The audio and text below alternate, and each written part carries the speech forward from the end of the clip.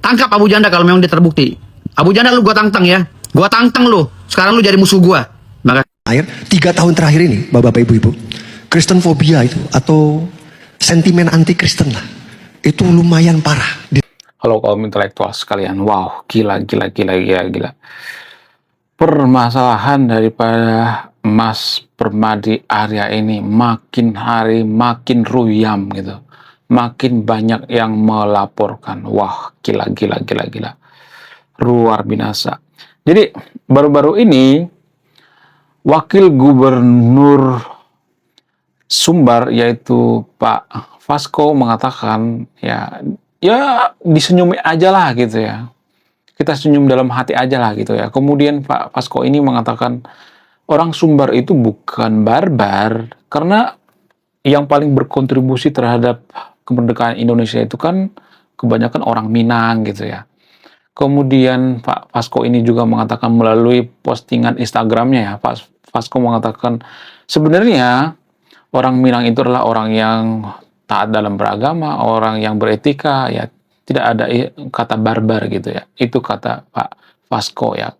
Ya, kemudian baru-baru ini juga lagi viral di media sosial ya, ada oknum orang Jawa Barat juga yang marah-marah sama Abu Janda ya. Karena apa? Karena Abu Janda mengatakan Jabar itu identik dengan barbar gitu ya.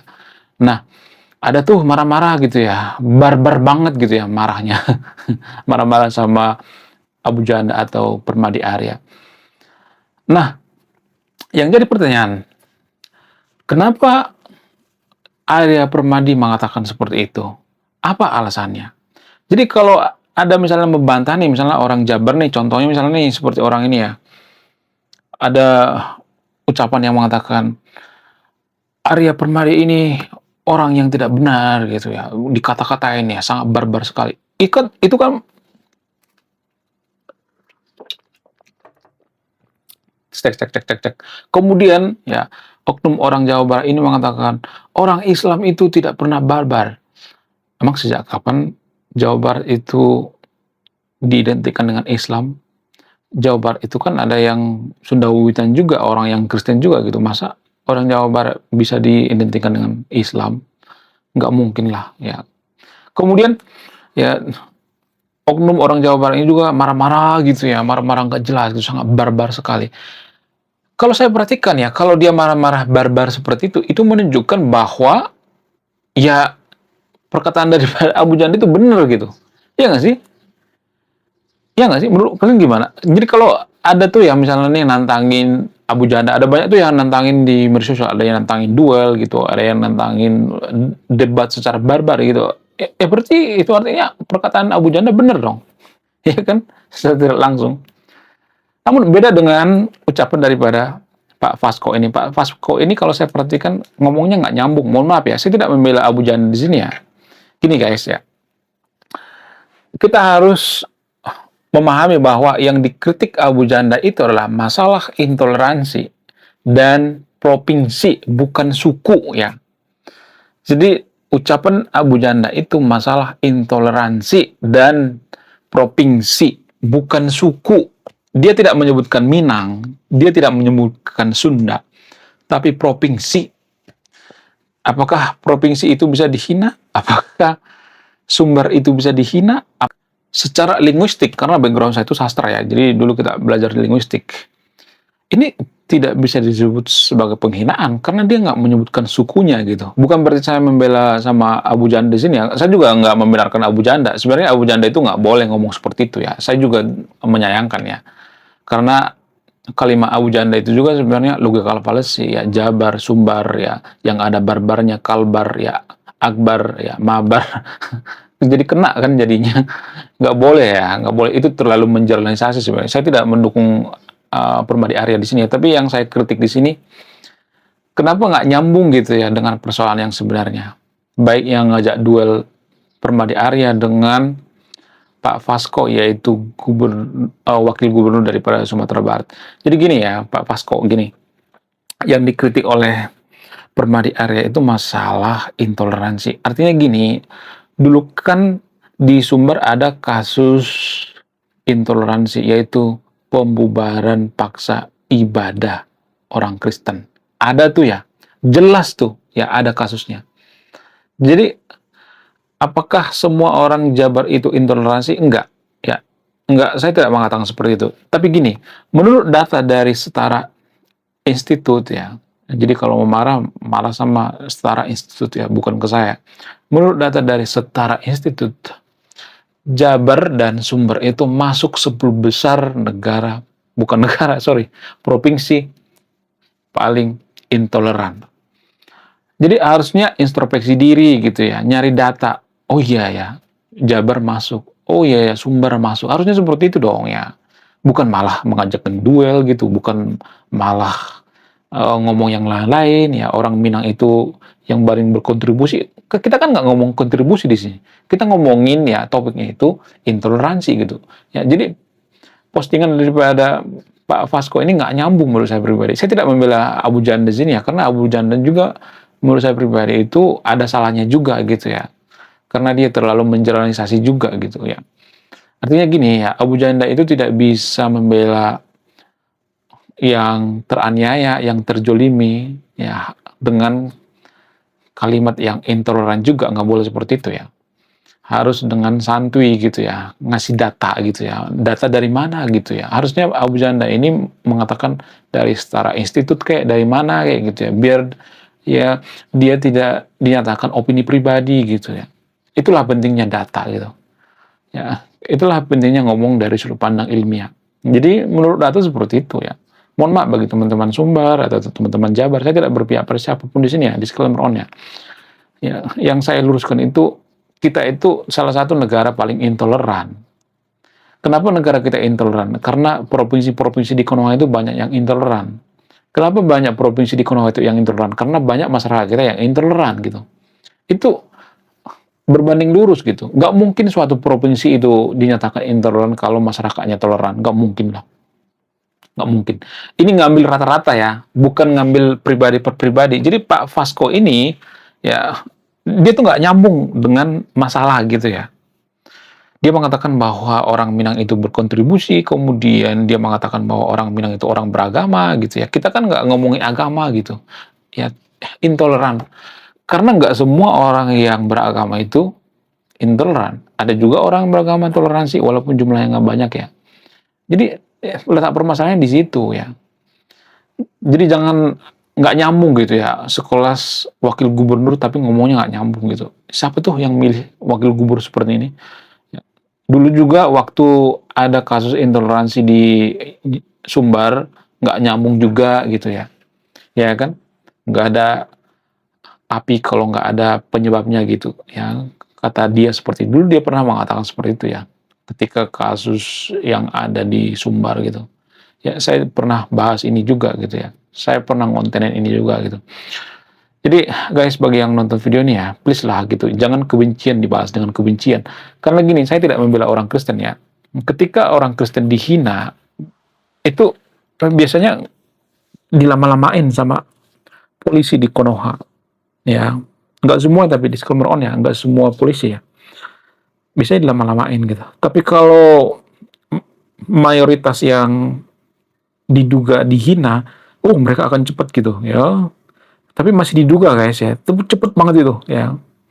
Itu yang namanya kecerdasan dalam beragama kita itu sangat menurun ya. Jangankan kecerdasan dalam beragama, kecerdasan dalam bernegara juga ini menurun ya. Kita tuh ada keberpihakan gitu, ada tendensius. Kalau seiman dengan kita gitu ya, biasanya kita lama-lamain gitu. Ya. Baru-baru ini kan lagi viral di media sosial, ada yang menghina Tuhannya orang Kristen. Ada tuh ya, di video sebelumnya saya udah bahas nih.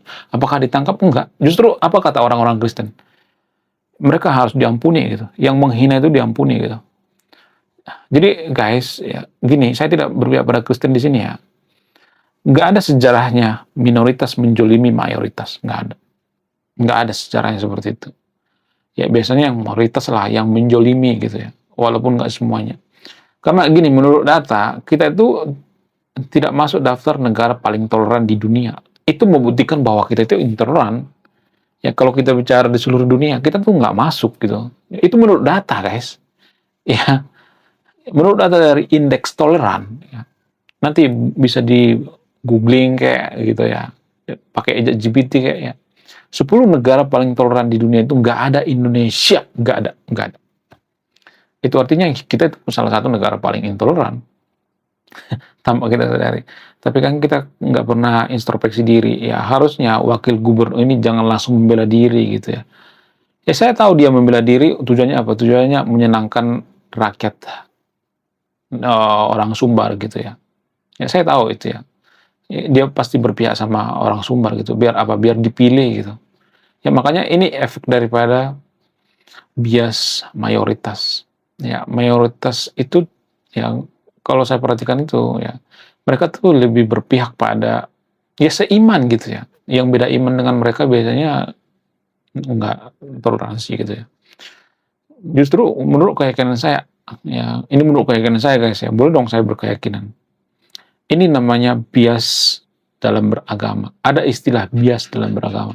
Kita tuh cenderung lebih toleransi yang seagama daripada yang beda agama. Itu namanya bias dalam beragama. Saya tidak mengatakan semua seperti itu ya. Disclaimer on ya. Anda yang mau memutuskan, bukan saya. Bagaimana dengan Pak Abu Janda? Apakah Pak Abu Janda ini akan diproses atau tidak? Menurut keyakinan saya ini nggak bisa diproses. Karena apa? Karena dia tidak menghina suku gitu. Ya kalau dia mengatakan Sumbar dan Jabar itu salah satu provinsi paling intoleran, ada datanya kok dari Setara Institut gitu ya. Jadi ya disclaimer on ya, saya tidak berpihak pada siapapun di sini ya. Silakan simpulkan sendiri. Lalu gimana caranya supaya kita toleran gitu? Gimana solusinya gitu? Sebenarnya ya permasalahannya itu gini guys. Saya tidak menjelaskan pemerintah di sini ya. Solusinya itu ya dimulai dari diri kita sendiri gitu. Apakah kita toleransi sama yang beda agama atau tidak? Apakah kita tidak gitu?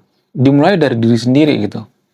Bayangkan ya, dalam beragama apakah kita itu toleransi atau tidak? Ya kita mulai dari agama dulu deh gitu. Apakah pemuka agama kita itu toleransi atau tidak? Ya kalau pemuka agama kita itu nggak toleransi, ngapain kita ikutin? Ya, makanya dimulai dari diri kita sendiri gitu. Saat kita ibadah, apakah kita toleransi dengan orang lain gitu? Saat kita melakukan ritual ibadah, apakah kita toleransi sama orang lain gitu? Apakah kita melakukan ritual ibadah di tengah jalan gitu? Di mana toleransi kita kalau kita melakukan ritual ibadah di tengah jalan? Jadi dimulai dari diri sendiri dulu deh gitu ya, dari agama dulu deh gitu ya. Jangan sedikit-sedikit menyalahkan pemerintah, karena pemerintah juga bersumber dari masyarakat. Kalau masyarakatnya toleransi, biasanya akan menghasilkan pemerintah yang toleransi. Kalau kita negara paling toleran di dunia, maka pejabat kita juga akan jadi pejabat yang paling toleran di dunia. Karena yang milih pejabat itu masyarakat. Mereka nggak jatuh dari langit. Pak Vasco ini ya, wakil gubernur daripada Sumbar ini, apakah dia jatuh dari langit? Enggak. Dia nggak jatuh dari langit. Dia dipilih oleh masyarakat. Ya saya tahu Pak Vasco itu bikin postingan seperti itu untuk menyenangkan gitu ya hati dan rakyat Sumbar supaya dia kepilih lagi, mungkin bisa aja kan, kita nggak tahu kan, who know kan. Karena pejabat di Konoha itu nggak mungkin bisa menyelesaikan kasus intoleransi. Kenapa? Karena mereka harus memilih sama mayoritas gitu. Kenapa? Karena mereka butuh suara. Kalau mereka berpihak pada minoritas, ya mereka akan dihabisi gitu. Ya, itu kejamnya guys. Jadi saya juga tidak menyalahkan pejabat di sini ya. Pejabat juga serba salah gitu ya. Dilema mereka itu ya. Makanya kasus-kasus intoleransi seperti ini, pejabat itu biasanya diam gitu. Pak Prabowo juga diam gitu. Karena mereka akan dihabisi kalau mereka berpihak pada minoritas. Itu kejamnya sistem negara demokrasi. Bukan berarti saya ngajak yang untuk jadi kerajaan ya, enggak seperti itu ya. Sebenarnya apapun sistemnya, kalau masyarakatnya SDM rendah, ini sama aja sebenarnya. Buktinya Amerika negara demokrasi nggak intoleran Konoha kan? Itu menurut data guys ya, menurut data yang ilmiah, bukan saya karang-karang sendiri ya. Jadi kalau ada yang mengatakan mana buktinya Amerika itu toleransi, ya ada datanya gitu, ya data ilmiah. Data ilmiah itu diambil berdasarkan persentase semuanya gitu, bukan pribadi-pribadi ya, berdasarkan rata-rata gitu ya. Apakah rata-rata masyarakat Amerika itu toleransi atau tidak? Nah, di situ ya penelitian ngambil sampling itu seperti itu ya. Kemudian solusi lain apa? Ini sebenarnya saya tidak menyarankan solusi ini ya, disclaimer on-nya. Tapi kalau saya perhatikan justru negara yang tidak peduli dengan agama, ya negara yang tidak mengurusi agama, gitu ya, mereka lebih fokus pada pekerjaan-pekerjaan mereka, bisa sangat toleransi. Sama seperti orang-orang Barat. Justru ya negara paling toleransi di dunia ini adalah Kanada, Norwegia, Finlandia dan sebagainya. Mereka kan nggak peduli dengan agama. Ya mereka sangat toleransi banget, nggak peduli dengan agama. Ya mau beragama kayak mau nggak kayak bodoh amat. Sehingga apa? Apakah ini mempengaruhi seseorang itu toleransi atau tidak? Apakah ada bias beragama? Bagaimana fakta yang sebenarnya? Saya tidak akan menyimpulkan, Anda yang menyimpulkan. Belum kita lanjut. Jadi guys, kemarin ada yang nanya, lu apa sih kontribusinya bagi negara ini? Lu kontribusi saya ini guys ya. Nulis buku, judulnya Budi Tanpa Pekerti. Ini temanya bahas tentang agama. Kemudian sama luka. Kisah dalam buku ini ada seorang kiai bingung memilih antara mau menyelamatkan hutan atau menyelamatkan 1000 anak yatim. Link pembeliannya ada di pin komentar video ini. Oke guys, sekian video ini. Saya kaum intelektual, salam rasional.